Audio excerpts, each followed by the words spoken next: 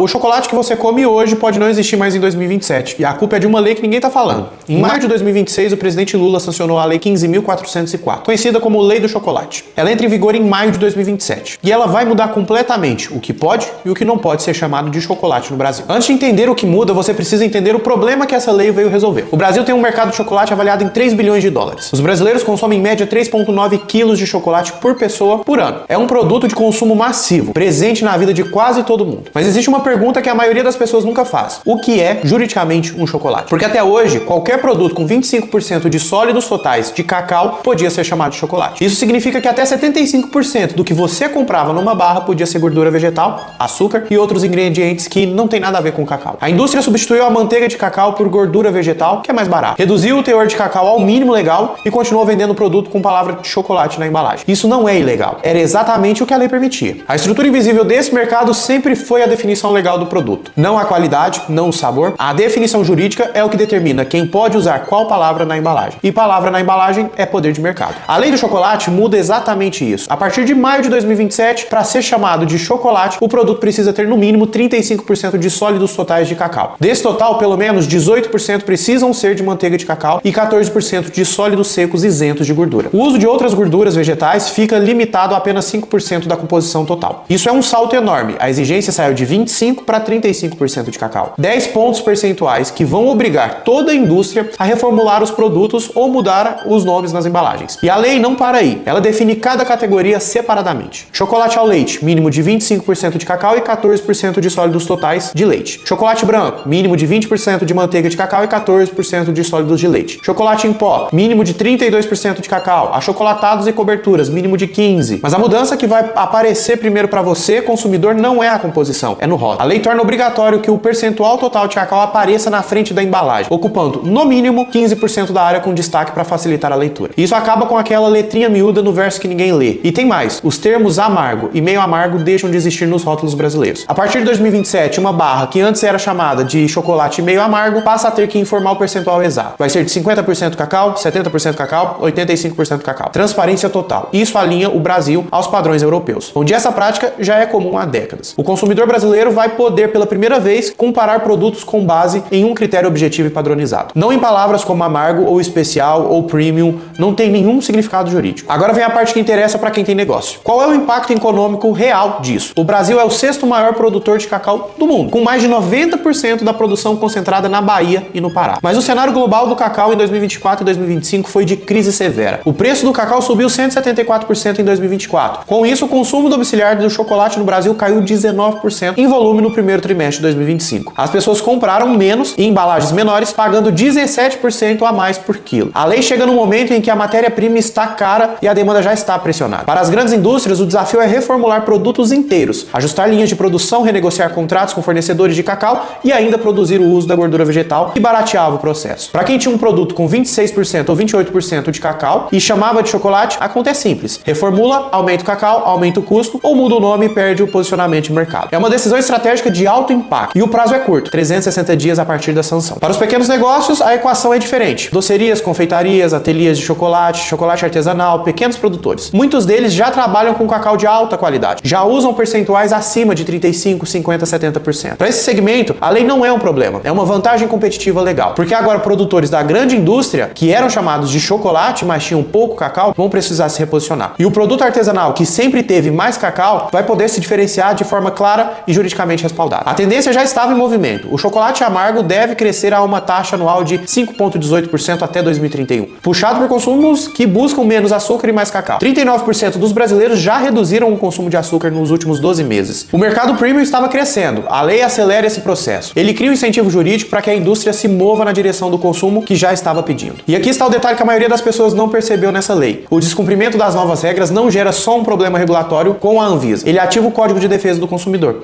Isso muda tudo juridicamente, porque o CDC define como prática abusiva a oferta de produto em desacordo com as especificações anunciadas. Se uma empresa continua chamando o produto de chocolate depois de maio de 2027 sem cumprir os percentuais mínimos, ela não está violando só uma norma técnica de composição. Ela está potencialmente enganando o consumidor de forma juridicamente caracterizável. Isso abre espaço para as ações individuais, ações coletivas e a atuação do PROCON e do Ministério Público. A professora Mariana Bueno, da USP, destacou exatamente esse ponto. A lei combate a substituição indiscriminada da manteiga de cacau animal por gordura vegetal. Prática que comprometia a qualidade do produto, mas que era invisível para o consumidor que não lia o verso da embalagem. A partir de 2027, o que estava escondido no rótulo passa para frente da embalagem. Então, qual é a lição de negócio aqui? Toda regulação que redefine o nome de um produto redistribui poder de qualidade no mercado. Quando a lei muda quem pode usar a palavra chocolate, ela está mudando quem pode cobrar o preço do chocolate, quem pode ocupar a prateleira do chocolate e quem precisa criar uma nova categoria com um nome diferente. Isso não é só um ajuste técnico de composição, é uma reconfiguração do mapa competitivo do mercado de 3 bilhões de dólares. As empresas que se anteciparem, que reformularem seus produtos antes do prazo,